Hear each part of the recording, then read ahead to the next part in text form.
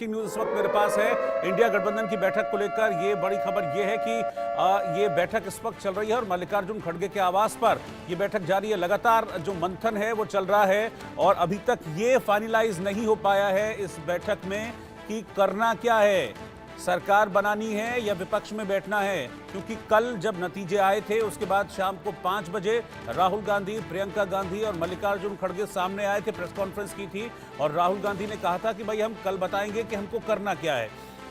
यही इशारा मल्लिकार्जुन खड़गे ने भी दिया था कि कल हमारी बैठक होने वाली है अलायंस पार्टनर्स के साथ, अपने पूरे जो इंडिया अलायंस के जो लोग हैं, जो पार्टनर्स हैं, वो बैठेंगे साथ में और उसके बाद हम तय करेंगे कि हमको करना क्या है। तो वही चीज़ तय करने के लिए इस वक्त बैठक चल रही है। ये तस्वीर आप उसी बैठक की देख पा रहे हैं। देखिए, सोनिया गांधी आपको दिख रही हैं इस तस्वीर में, स्टालिन आपको इस तस्वीर में दिख रहे हैं और जो चेहरे नहीं भी दिख रहे हैं वो कौन कौन है वो भी मैं आपको बता देता हूँ।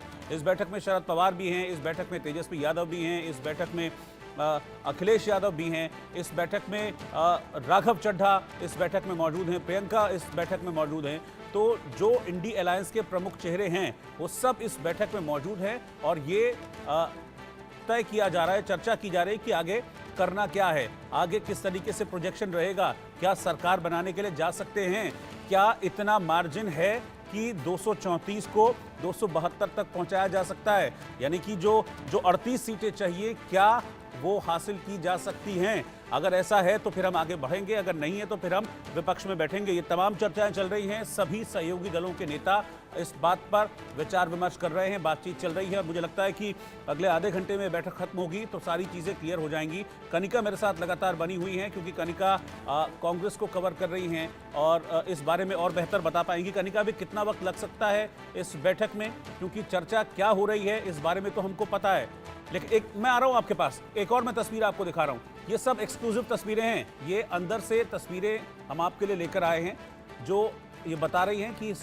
बैठक में कौन कौन मौजूद हैं। देखिए, सामने आप देखेंगे लाल टोपी लगाए हुए, काली जैकेट पहने हुए अखिलेश यादव हैं, बराबर में बिल्कुल उनके राहुल गांधी बैठे हुए हैं। राहुल गांधी को बिल्कुल बराबर में देखेंगे तो आपको स्टालिन नजर आएंगे। तो ये तस्वीरें हैं जो सामने आई हैं और इसमें इंडिया अलायंस के सभी नेता मौजूद हैं जिनके बीच इस बात को लेकर चर्चा चल रही है। संजय सिंह भी है, ये देखिए सोनिया गांधी आपको दिख रही है सामने, सोनिया गांधी हैं। इसके अलावा प्रियंका, राहुल, अखिलेश, राघव चड्ढा, बहुत सारे नेता जो इंडिया अलायंस के हैं वो सब अंदर बैठे हुए हैं और इस बात को लेकर चर्चा कर रहे हैं कि आगे क्या करना है, कैसे आगे बढ़ना है, हमको सरकार बनानी है, हम स्थिति में हैं सरकार बनाने की या नहीं।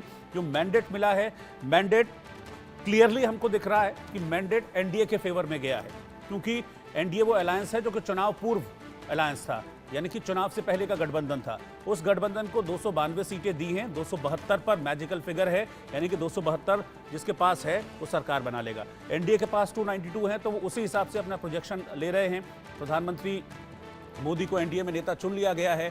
अब विपक्ष की रणनीति क्या होने वाली है, इंडिया अलायंस की रणनीति क्या होने वाली है, उसके लिए हमको थोड़ा सा इंतजार करना होगा। हम भी इस वक्त आप समझ लीजिए कि वेट एंड वॉच की स्थिति में हैं कि इंडिया अलायंस क्या करने वाला है, क्या विपक्ष में बैठेगा या फिर जिस तरह से कल चर्चाएं चल रही थी कि जोड़ तोड़ की कोशिश करेगा, क्योंकि इस तरह की चर्चाएं थी कि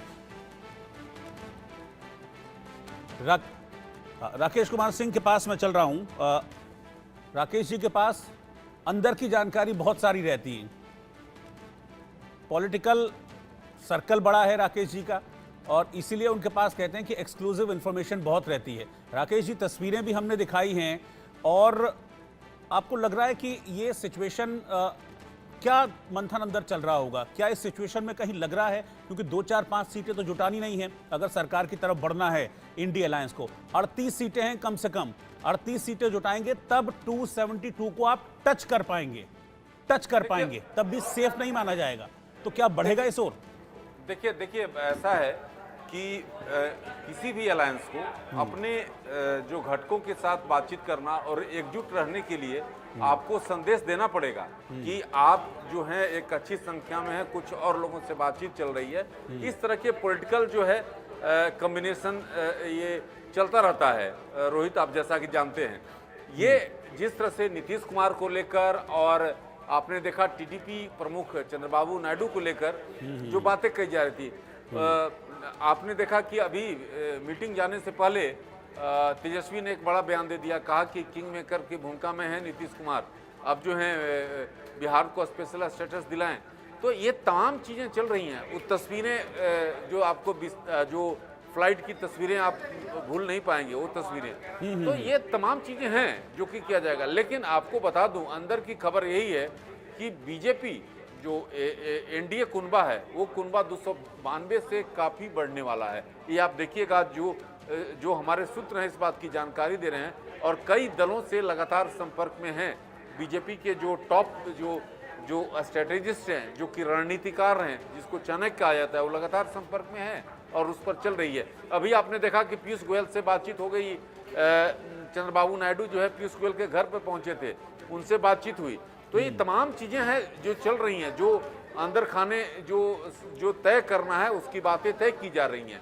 तो ऐसी स्थिति में ये एनडीए अलायंस की जहाँ तक बात है, इंडिया ब्लॉक की जहाँ तक बात है, वहाँ अभी उन्हें रास्ता कोसों दूर है।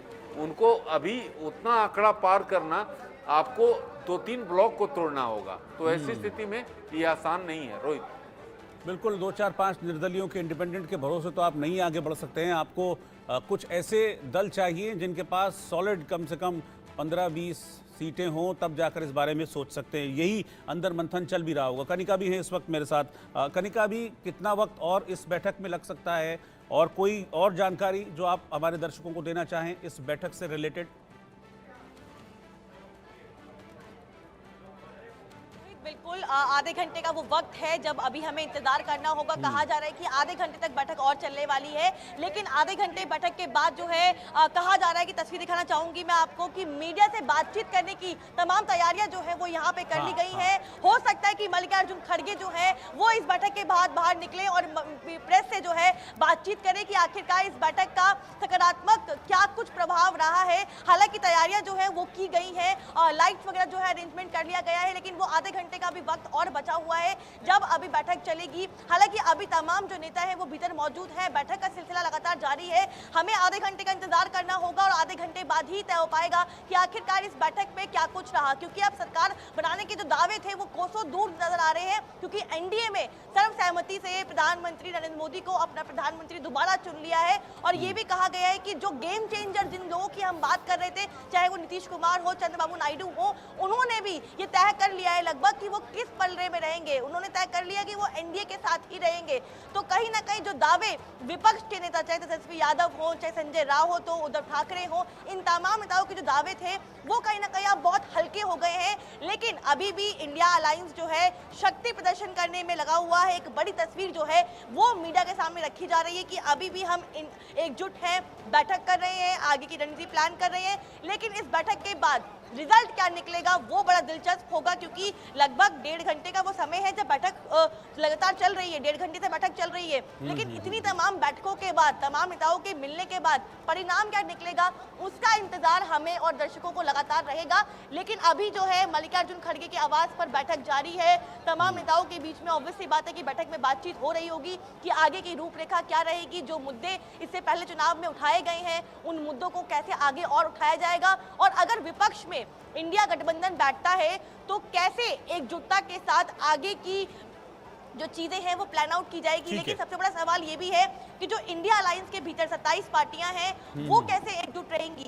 ये बहुत बड़ा जो है अपने आप में चैलेंजिंग है, क्योंकि एनडीए तो कोशिश करेगा, बीजेपी के तमाम नेता ये कोशिश जरूर करेंगे कि इंडिया अलायंस के कुनबे को जो है तोड़ा जाए। तो उस कुनबे को कैसे इंडिया अलायंस और तमाम जो नेता है वो बचा पाएंगे, इसको लेकर भी अंदर जो है साफ तौर पर तैयारियां की जा रही होंगी, चर्चा की जा रही होगी, ऐसा मेरा मानना है। लेकिन अब यही सिचुएशन बची है कि आगे की रूपरेखा क्या रहेगी और क्या कुछ तैयारियां जो हैं वो अब विपक्ष, अगर विपक्ष में बैठता है तो क्या कर रखेगा। ठीक है कनिका, थोड़ा इंतजार करते हैं इस बैठक के खत्म होने का, और जैसा कि आपने हमको बताया भी और दिखाया भी कि तैयारी है, वहां पर प्रेस ब्रीफिंग की जाएगी, मीडिया से बातचीत की जाएगी, तो फिर हम सुनेंगे कि वो क्या कहते हैं, इस बैठक में फैसला क्या हुआ है। कनिका के पास, महिमा के पास इस वक्त मैं चल रहा हूँ।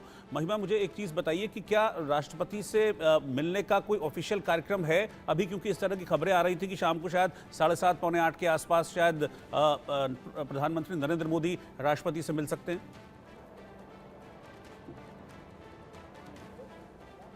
रोहित, देखिए 8 बजे का वो लगभग समय दिया गया है जब राष्ट्रपति द्रौपदी मुर्मू एक डिनर जो है वो होस्ट करेंगी। ये एक फेयरवेल डिनर है, सेरेमोनियल एक डिनर होता है ये, कि जब भी एक सरकार क्योंकि आपने भी बताया था कि 17वीं लोकसभा को स्थगित किया गया है, उसके बाद अब जब डिसॉल्व किया गया है, माफ कीजिएगा, और जब अब जो सरकार जाने वाली होती है और नई सरकार बनने से पहले एक जो फेयरवेल डिनर होता है वो होगा। काउंसिल ऑफ मिनिस्टर्स जो होंगे वो सभी लोग इसमें मौजूद रहेंगे। प्रधानमंत्री नरेंद्र मोदी इसमें मौजूद रहेंगे। हालांकि सर्वसहमति से जब प्रधानमंत्री नरेंद्र मोदी को अब 2024 के लोकसभा चुनाव में एनडीए का नेता चुना गया है, तो लाजमी सी बात है कि डिनर के टाइम पे सूत्रों की अगर माने तो ये हो सकता है कि सभी एनडीए के जो नेता हैं वो जाकर द्रौपदी मुर्मू को यानी राष्ट्रपति को वो लेटर सौंप दे। तो अब देखना ये होगा कि क्या कुछ दिलचस्प निकल के आता है, क्योंकि फेयरवेल डिनर जो है वो एक सेरेमनी होती है, हर बार होती है, यानी जो सरकार जाने वाली होती है उसके बाद नई सरकार बनने से पहले ये जो फेयरवेल डिनर है ये कराया जाता है। और 8 बजे का लगभग ये समय दिया गया है और कुछ ही देर में अब गृह मंत्री अमित शाह जो हैं